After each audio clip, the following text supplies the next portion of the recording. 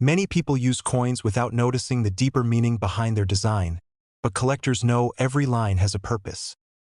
The 2003 issue of Bank Indonesia coins tells the story of a nation moving forward while preserving tradition. Stay with me until the end, because the details you are going to learn about this coin will completely change the way you look at everyday money. Welcome to Coins4, your trusted channel for discovering the hidden stories behind coins from around the world. In today's video, we are going to dive deep into the fascinating details of the 2003 Bank Indonesia coin. At first glance, it may look like just another piece of change used for small transactions. But in reality, this coin is a miniature history book, carrying national pride, cultural values, and economic symbols. Indonesia, being the largest archipelago nation in the world, has always celebrated its unity in diversity, and this idea is beautifully reflected in its currency. The year 2003 was an important period for Indonesia, both politically and economically, and the coins issued during this time represent the identity of the nation.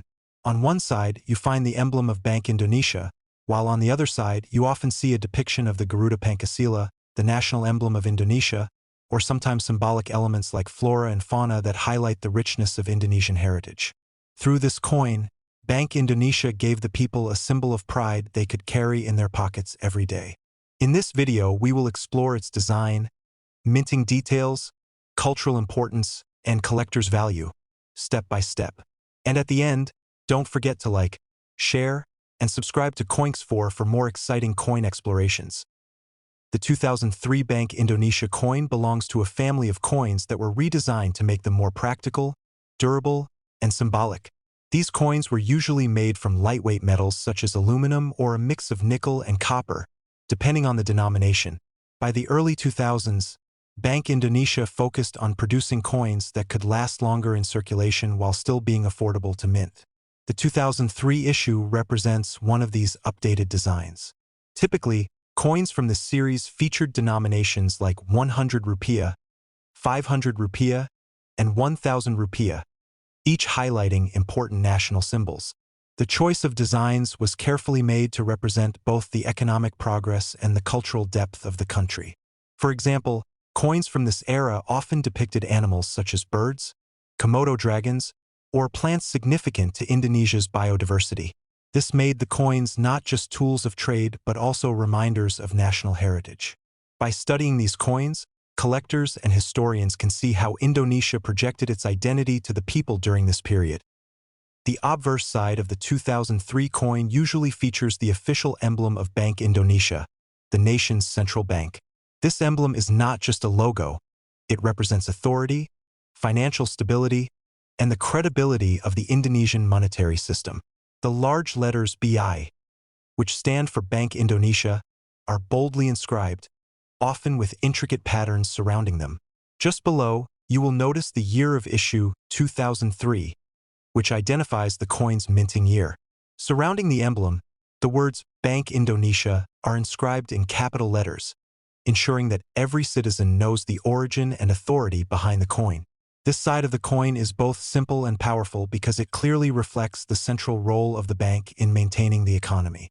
Unlike decorative sides that change from denomination to denomination, this obverse design provides a uniform identity across all Indonesian coins.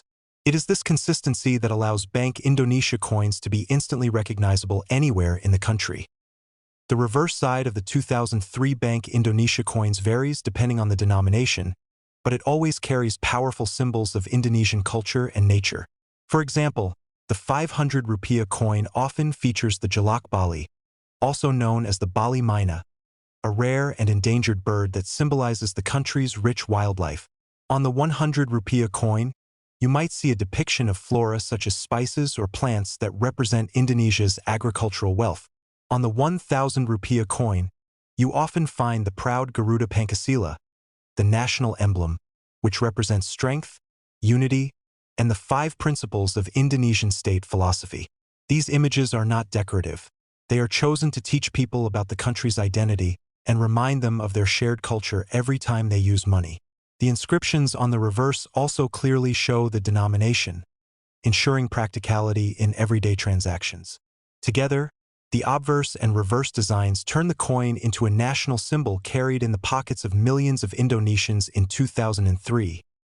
The year 2003 was significant for Indonesia's coinage system because it represented stability after years of economic challenges in the late 1990s. Following the Asian financial crisis of 1997 to 1998, Indonesia worked hard to stabilize its currency and rebuild trust in its monetary system. By issuing coins like the 2003 series, the government emphasized durability and consistency in its money supply.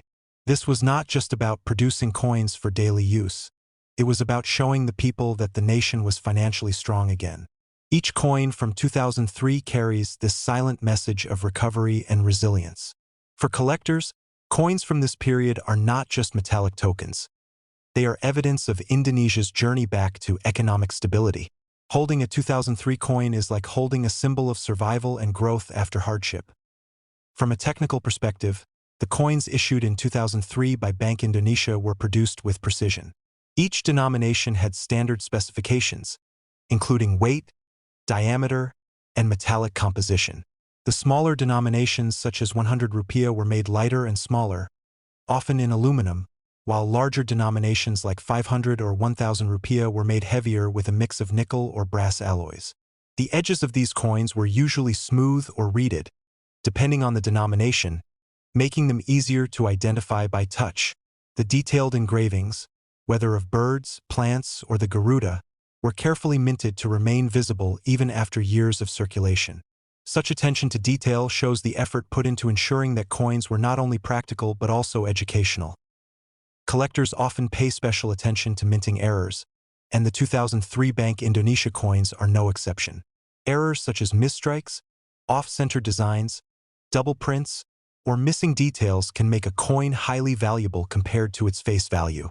For instance, a 2003 coin with a visible minting flaw could fetch a much higher price in the numismatic market because it becomes rare by accident. These errors turn an ordinary circulation coin into a unique collectible. For this reason, coin enthusiasts are always advised to check their coins carefully, even the most common ones, because sometimes treasures hide in plain sight. The symbolic imagery on the 2003 coins also plays an important role in education. For many Indonesians, especially children, coins are the first place where they learn about national symbols, wildlife, and cultural icons. A student may see the Jalak Bali bird on a 500 Rupiah coin and become curious about its significance, learning that it is an endangered species native to their homeland. In this way, coins function not just as money but as educational tools, teaching values of conservation, unity, and cultural pride. This makes the 2003 Bank Indonesia coin series more than just economic instruments. They are miniature teachers of heritage and awareness. Economically, coins like the 2003 issue also represent the balance between inflation and practicality. By this time, smaller denominations like 25 Rupiah or 50 Rupiah were becoming less relevant due to inflation, while coins like 500 and 1000 Rupiah were gaining importance. The 2003 series reflects this shift, where higher denominations were more commonly used and lower ones slowly faded from daily transactions. This transition tells us how the value of money changes with time and how coinage adapts to keep up with the economic reality. For collectors and historians, this makes the 2003 coins particularly important. They capture a snapshot of Indonesia's economic situation at the beginning of the 21st century. Another interesting factor is how these coins connect Indonesians across the nation's many islands. With over 17,000 islands, Indonesia is one of the most diverse countries in the world. Coins are one of the few objects that every citizen, regardless of where they live, shares in common. The 2003 coins circulated in big cities like Jakarta as well as small villages across remote islands, uniting people through the same currency. This is why coins are sometimes called silent ambassadors of unity. They travel across hands, across borders, and across generations. For Indonesia, a country built on unity in diversity, this makes coins like the 2003 series especially meaningful.